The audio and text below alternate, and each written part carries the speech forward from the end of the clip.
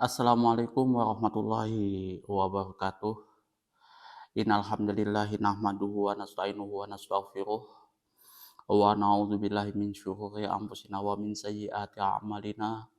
May yahdihillahu fala mudilla lahu wa may yudlilhu fala hadiyalah.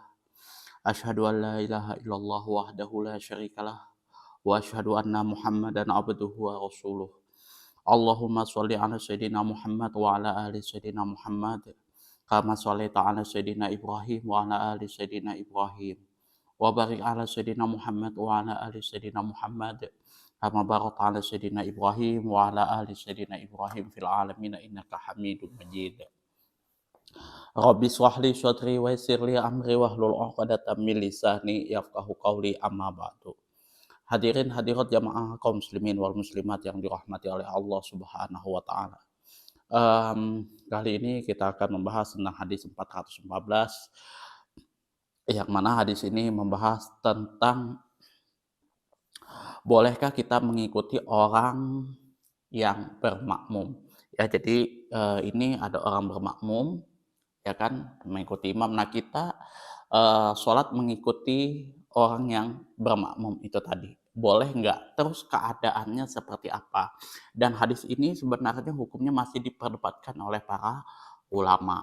Nah, kondisinya tuh nggak ujuk-ujuk. Misal ada imam, kemudian saya sholat di belakang makmum, saya sholat di belakang orang yang mana, gimana ya, bahasanya itu, ya saya mengikuti orang yang bermakmum itu tadi, kayak gitu. Nah, kira-kira boleh nggak? Kondisinya seperti apa? Nah, ini kita akan bahas. Wa an Aisyah radhiyallahu anha fi qissati Rasulillah sallallahu alaihi wasallam.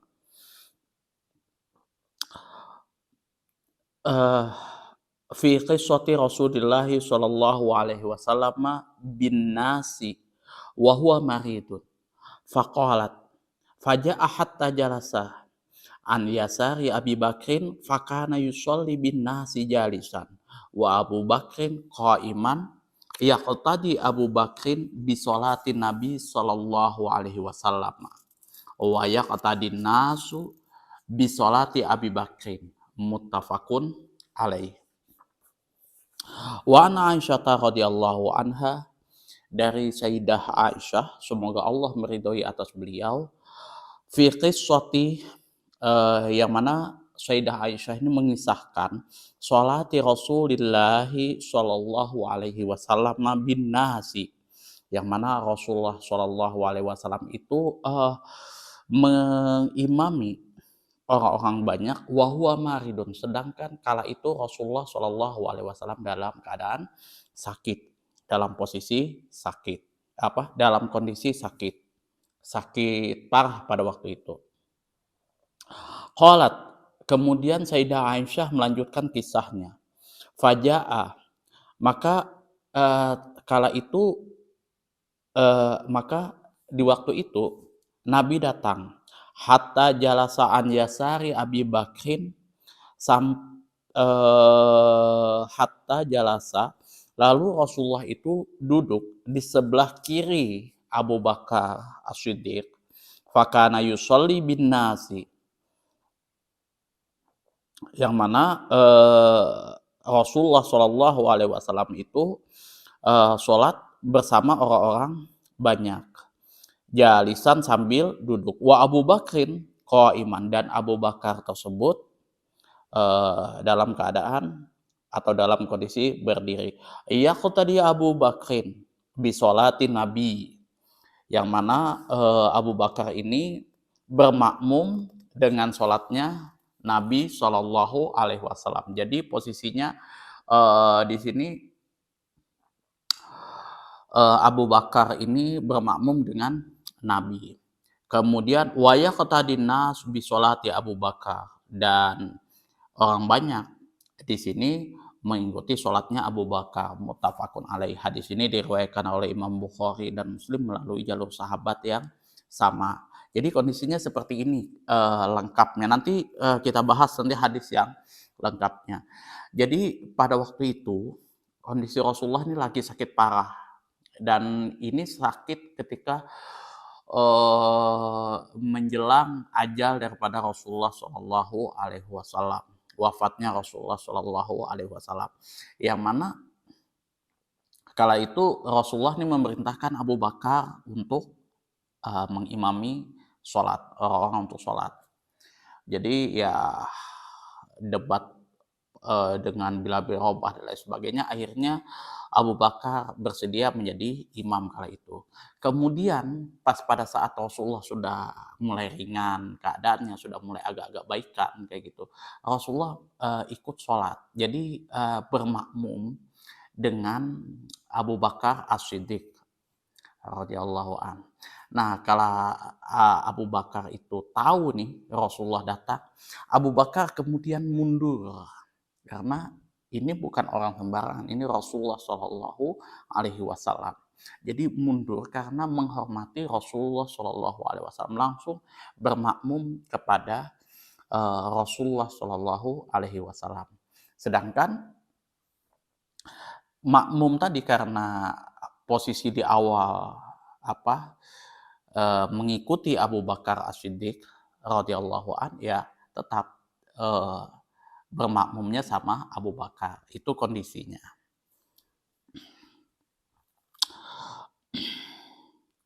Nah, kemudian di sini kita, lihat makna keseluruhannya adalah Allah Subhanahu wa Ta'ala mengajarkan sopan santun kepada hamba-hambanya yang beriman.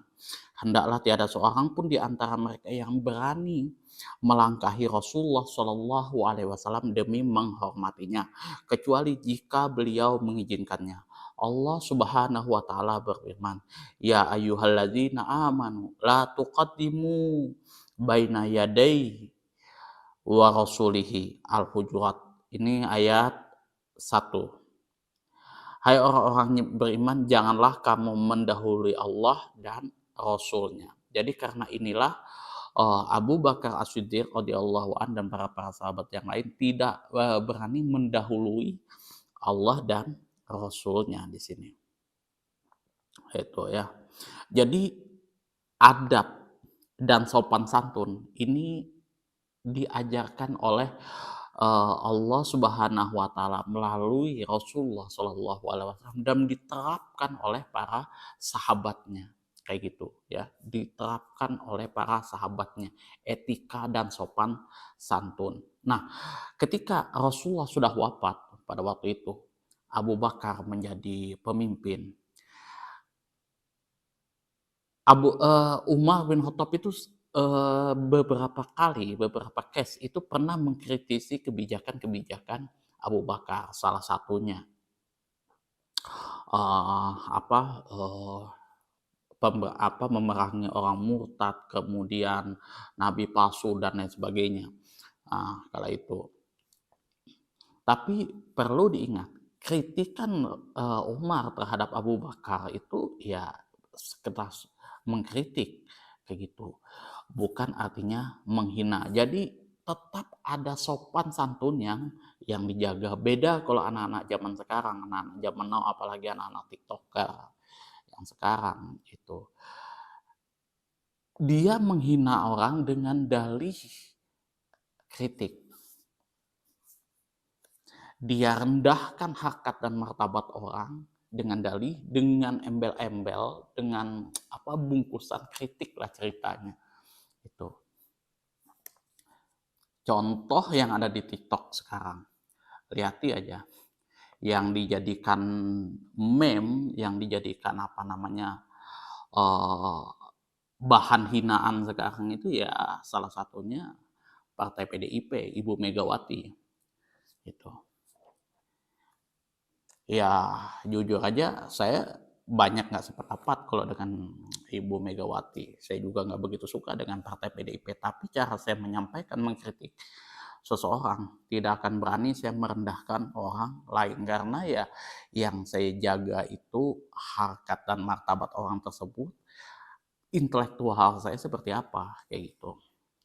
Ya walaupun saya cuma lulusan SMA kayak gitu, S1 drop out, tapi ya ketika saya menyampaikan suatu pandangan, opini, dan lain sebagainya, semaksimal mungkin ya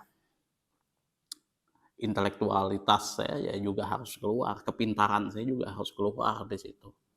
Di situ. Nggak berani saya mengkritik orang, eh, saya nggak tahu seluk-beluk masalahnya, detailnya seperti apa gitu kan, mulai dari kerangka apa namanya, kerangka keseluruhan sampai ke ininya. Saya nggak berani sih kalau misalkan belum tahu detailnya kayak gitu. Kalau sekarang apa namanya, Ibu Mega, Ibu Puan pidato sudah dibantai, disikat sama anak-anak TikTok gitu. Ya jujur aja kalau misalkan kayak gitu ya, menghina seperti itu dengan dalih kritik, ya bagi saya itu apa ya, tingkat intelektualnya rendah, rendah banget gitu. Ya kalau misalkan itu kritik ya kayak misal contoh, para seniman-seniman, lukisan-lukisan yang mengandung kritik-kritik terhadap pemerintah apa segala macam, dia betul-betul salurkan sebagus mungkin, serapi mungkin. Ya memang itu betul-betul kritikan yang memang itu nyata dan fakta adanya. Kayak gitu, bukan cuman sekedar menghina dan menjatuhkan semata-mata orang, harkat dan martabat orang ini dijatuhkan. Itu yang sekarang miris-miris. Adab anak-anak zaman sekarang sudah nggak ada lagi, sopan santunnya itu sudah nggak ada lagi. Bahkan ya beberapa yang saya lihat, ya kayak gini, berpakaian rapi, menggunakan Al-Quran dan hadis, tapi memfitnah orang sana sini. Rasulullah SAW tidak pernah mengajarkan hal seperti itu ya. Memfitnah, merendahkan orang lain, apa segala macam, nggak pernah. Bahkan sekelas Abu Lahab dan Abu Jahal.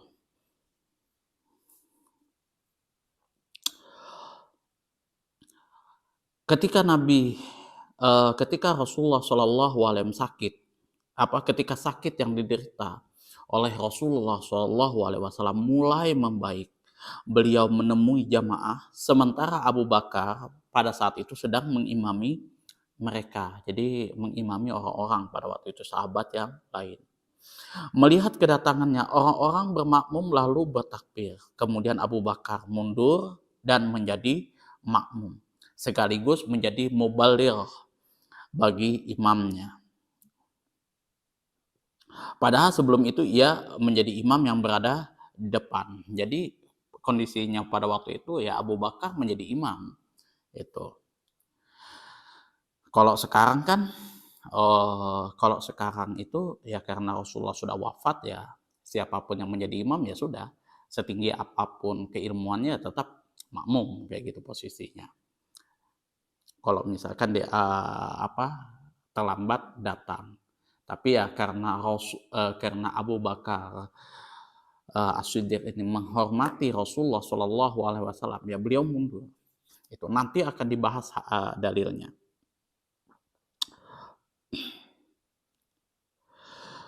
Sekalipun di sini Rasulullah SAW sudah memberikan isyarat kepadanya agar tetap berada di tempatnya. Tetapi mengingat etika, maka Abu Bakar mundur hingga berkata kepada Rasulullah SAW sesudah menyelesaikan sholatnya. Tidaklah patut bagi Ibnu Abu Quhafah, yakni dirinya, Ibnu Abu Quhafah itu ya Abu Bakar As-Siddiq, mendahului Rasulullah Shallallahu Alaihi Wasallam. Akhirnya ia sholat di sebelah kiri Nabi Shallallahu Alaihi Wasallam sebagai mubalik, juru penyampai bagi orang-orang yang bermakmum melalui suaranya. Kalau mubalik itu kalau misalkan di masjid jami itu kan ada imam kan Allahu Akbar, baru pembaliknya Allahu Akbar, seperti itu. Itu mubaligh. Kemudian di sini analisis lafadznya adalah qissati sholati Rasulullah sallallahu alaihi wasallam bin nasi. Yang mana hadis ini di dalam Sahih Bukhari disebutkan di dalam bab seorang laki-laki bermakmum kepada imam dan orang-orang bermakmum kepadanya. Itu ya. Jadi seorang lelaki yang bermakmum kepada imam dan orang-orang bermakmum kepadanya. Yang seorang laki-laki itu namanya Abu Bakar As-Siddiq. Ya, bermakmum kepada Rasulullah Shallallahu alaihi wasallam, sedangkan orang-orang di belakangnya Abu Bakar ini ya bermakmum kepada Abu Bakar, mengikuti Abu Bakar As-Siddiq. Sebagaimana Sayyidah Aisyah radhiyallahu an telah menceritakan hadis berikut. Lama sakula Rasulullah sallallahu alaihi wasallam. Ja'a Bilalun yu'zinuhu bis salati. Faqala Muru Abi Bakrin ayusolliya bin nasi. Fakultu ya Rasulullah. Anna Aba Bakrin rajulun asifun wa innahu mata ma yuqimu maqamaka la yusmi'in nasa. Falau amarta Umar. Faqala muru Abi Bakrin yusolli bin nasi. Fakultu li Hafsata. Quli lahu inna Aba Bakrin rajulun asifun wa innahu mata yakum maqamaka la yusmi'in nasa falau amarta Umar qala inna kunna la antunna sawahibu Yusufa muru Abi Bakrin yusalliya bin nasi falamma dakhala fi sholati wajada Rasulullah sallallahu alaihi wasallam fi nafsihi khiffatan faqama yuhadi baina rajulaini wa rijlahu takhuttani fil ardi hatta dakhala masjidah. Falamma sami'a Abu Bakrin hissahu zahaba Abu Bakrin wa yata'akhkharu fa'auma'a ilaihi Rasulullah sallallahu alaihi wasallam hatta jalasa an yasari Abi Bakrin. Fakana Abu Bakrin yusalli qa'iman wa kana Rasulullah sallallahu alaihi wasallam yusalli qa'idan.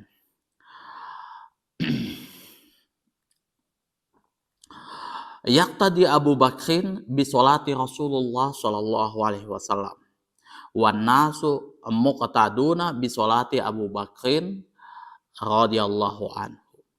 Nah, di sini ketika Rasulullah Shallallahu alaihi wasallam menderita sakit berat, ini ya, datanglah Bilal memberitahukan masuknya waktu sholat. Maka Rasulullah Shallallahu alaihi wasallam bersabda, perintahkanlah orang-orang agar sholat bersama Abu Bakar. Jadi Rasulullah menyuruh orang-orang untuk menyuruh orang-orang agar Abu Bakar menjadi imam. Aku berkata, wahai Rasulullah, yang di sini maksudnya aku berkata ini Bilal bin Rabah. Wahai Rasulullah, sesungguhnya Abu Bakar itu adalah seorang laki-laki yang sangat perasa. Jadi ibanya itu perasaannya itu sangat tinggi. Bila ia menempati kedudukanmu, niscaya ia akan tidak dapat memperdengarkan atau memperkeras bacaannya kepada orang-orangnya. Jadi kecil suaranya. Mengapa engkau tidak memerintahkan umat saja? Nah, Rasulullah Shallallahu alaihi wasallam bersabda, perintahkanlah Abu Bakar agar sholat bersama orang-orang. Lalu aku berkata kepada Hafsah. Jadi di sini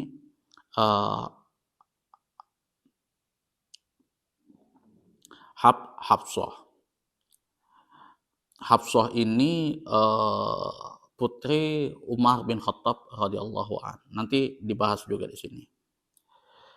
Katakanlah kepadanya bahwa sesungguhnya Abu Bakar adalah seorang laki-laki yang perasa.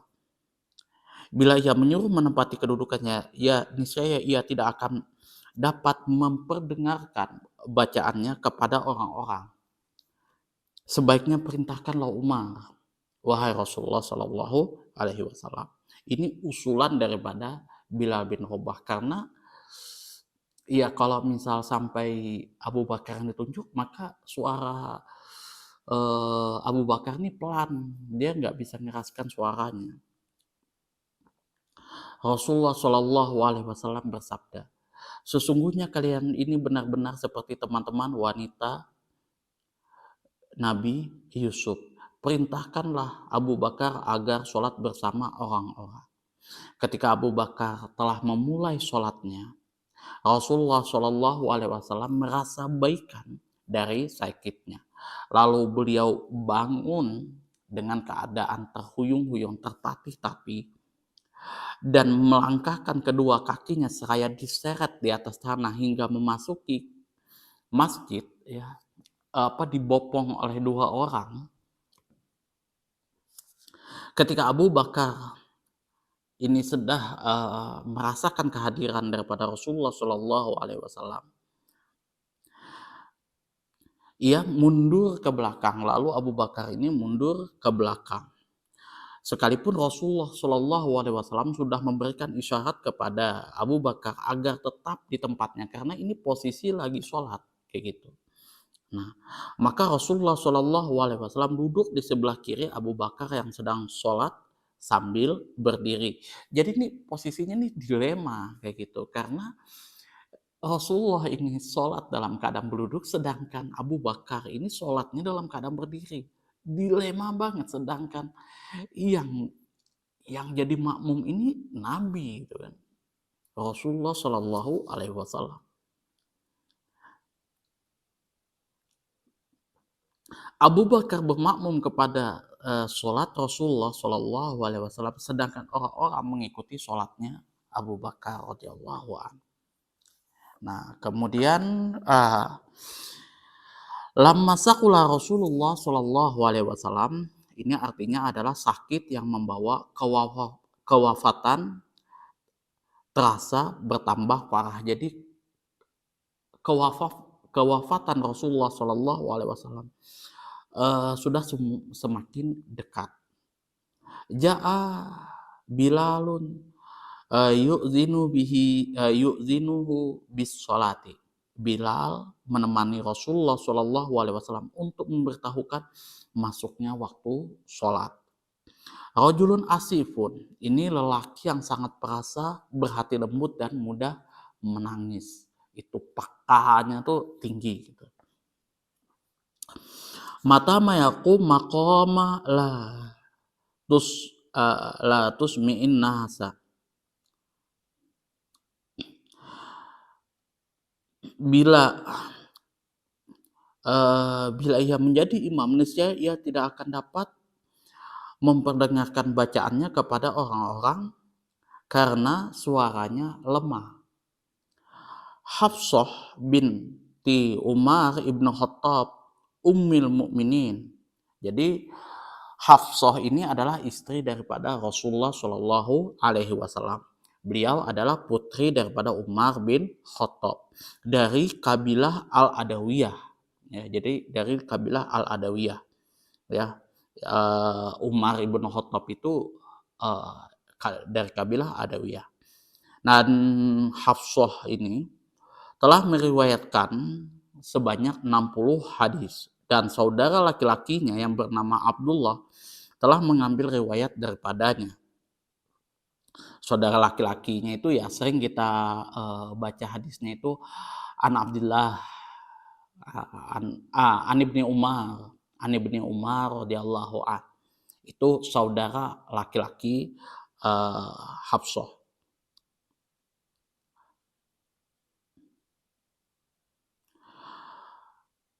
Ibnu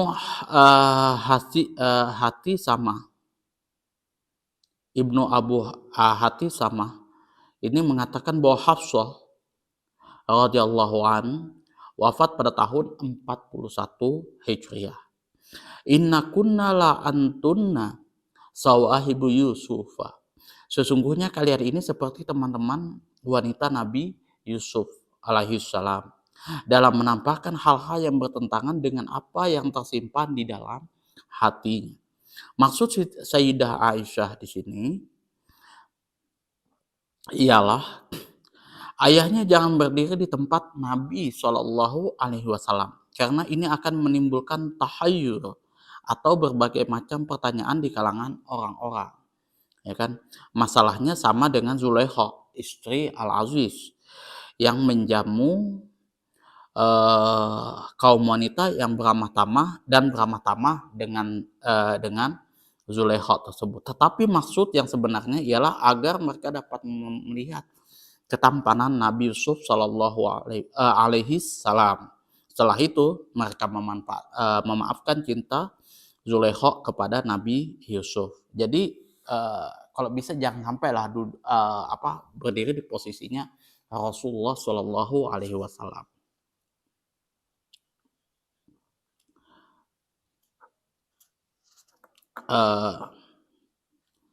Yuhadi di sini bertopang, ya, jadi artinya bertopang. Jadi kalau misalkan kita pakai tongkat nih, yuhadi itu ya kita bertopang pada tongkat kita, itu maksudnya.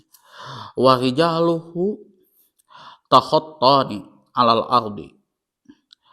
Rasulullah Shallallahu Alaihi Wasallam mengelangkahkan kedua kakinya seraya diseret di atas tanah karena tidak mampu mengangkatnya. Warijlaihi, bukan dua orang laki-laki tapi dua kakinya. Nabi Shallallahu Alaihi Wasallam berjalan dengan melangkah yang tersuruk-suruk seraya menyeret kedua kakinya. Jadi betul-betul merangkak. Hissahu itu artinya suaranya. Auma'a berisyarat kepada Abu Bakar dengan maksud tetaplah engkau di tempatmu sebagai imam. Muqtadun artinya adalah mengikuti. Bisolati Abi Bakrin, yaitu sholat Abu Bakar sambil bermakmum kepada Rasulullah Shallallahu Alaihi Wasallam. Nah, fikih hadisnya adalah seseorang dibolehkan sholat di sebelah kanan imamnya, sekalipun ada orang lain yang bersamanya. Yang kedua adalah keutamaan Abu Bakar di atas semua sahabat, karena Abu Bakar As-Siddiq radhiyallahu an ini adalah sahabat Rasulullah yang pertama dijamin masuk surga. Itu sudah Abu Bakar nih pokoknya kehidupannya itu di mana ada Rasulullah di situ, kalau nggak ada Abu Bakar Umar. Tapi ya dalam kondisi itu pun juga beliau itu juga kadang ya ada salahnya juga di dalam ada beberapa yang memang kebijakannya ketika menjadi khalifah itu ditentang atau dikritik oleh Abu Bakar. Tetapi ingat, Abu Bakar As-Siddiq radhiyallahu an di sini ketika dikritik oleh Abu Bakar Umar, nggak pernah dia bawa privilege-nya. Kamu diam gitu kan. Aku nih sahabat yang pertama kali dijamin masuk surga. Kamu orang kedua diam, nggak pernah. Kamu bocil nih, diam tahu apa, enggak. Abu Bakar nih dengarkan dulu apa istilahnya kritikannya apa segala macam di situ, isi daripada kritikannya, baru Abu Bakar memberikan komentar seperti itu. Jadi ya biasa kayak gitu, kritik mengkritik baik itu yang muda kepada yang tua kepada yang muda dan lain sebagainya di situ. Tapi kritikan sahabat antar sahabat itu tetap ada sopan santunnya. Itu tetap ada sopan santunnya. Kalau sekarang jujur aja enggak ada. Kalau menurut aku sudah, pokoknya kalau misalkan ini sudah orang salah dibully habis-habisan, pokoknya hancur-hancuran sudah. Bahkan itu kayaknya sudah menjadi tren baru di kalangan anak-anak sekarang. Itu lihat aja TikTok sekarang, demi mencari viewers ya sudah pengen terkenal apa segala macam ya nggak peduli, hancur sudah, injak gitu. ya is okay, itu pemimpin kayak gitu. Tapi ya kalau misalkan seperti itu, mmm, ya kalau seperti itu yang kita lakukan ya berarti intelektual kita, kecerdasan kita ya sudah layak untuk ya sudahlah itu, sudah nggak bisa lagi aku sudah sampai di mana. Yang ketiga, boleh mengikuti orang yang bermakmum. Keempat, boleh mengangkat suara ketika mengucapkan takbir agar dapat didengar oleh makmum, ya. Mengangkat suara ketika mengucapkan takbir. Yang kelima, boleh mengikuti suara makmum. Yang keenam, orang yang sholat berdiri sambil berdiri, orang yang sholat sambil berdiri boleh bermakmum di belakang orang yang sholat sambil duduk. Jadi kemarin kan dibahas kan bahwasanya kalau misal imamnya duduk, kita duduk. Kalau misalkan imamnya berdiri, kita berdiri. Nah, pada kondisi ini Abu Bakar As-Siddiq itu bermakmum dengan Rasulullah Shallallahu Alaihi Wasallam yang mana beliau berdiri, Rasulullah duduk. Itu boleh. Tetapi masalah ini masih diperdebatkan seperti yang diuraikan panjang lebar jauh sebelum ini. Jadi masih perdebatannya masih ada di situ ya. Kenapa perbedaannya seperti apa? Kemudian asbabnya, cara memahaminya seperti apa. Jadi makanya kalau misalkan hukum di situ ya, terutama ya masalah hadis itu antara ulama misalkan siapa Imam Syafi'i, Imam Malik, kemudian Imam Abu Hanifah, Imam Ahmad bin Hambal itu kebanyakan berbeda pendapat, itu kebanyakan berbeda pandangan. Kayak contoh sholat sholat berjamaah, kalau jumhur ulama menetapkan sunnah muakkad, tapi kalau Imam Ahmad bin Hambal mengatakan itu fardu ain. Jadi pada setiap case itu terutama berbicara masalah furu itu ya jarang saya menemukan seluruh ulama itu sepakat gitu. Sulit. Jadi ya kalau saya itu tergantung teman-teman mengikuti pandangan yang mana. Kalau teman-teman mengikuti Imam Ahmad bin Hambal silahkan, mengikuti Imam Syafi'i silahkan, Imam Abu Hanifah dan lain sebagainya silahkan. Saya sulit menemukan orang yang 100% mazhab Syafi'i. Itu saja yang dapat saya sampaikan, kurang dan lebihnya saya mohon maaf yang sebesar-besarnya apabila ada kata-kata saya yang salah, menyinggung hati teman-teman semuanya dan tidak layak untuk diperdengarkan. Mungkin tidak layak untuk ditampilkan di video ini. Kemudian apabila ada kritikan, saran, masukan dan juga pertanyaan, silahkan teman-teman atur di kolom komentar. Akhirul kalam wabillahi taufiq wal hidayah. Assalamualaikum warahmatullahi wabarakatuh.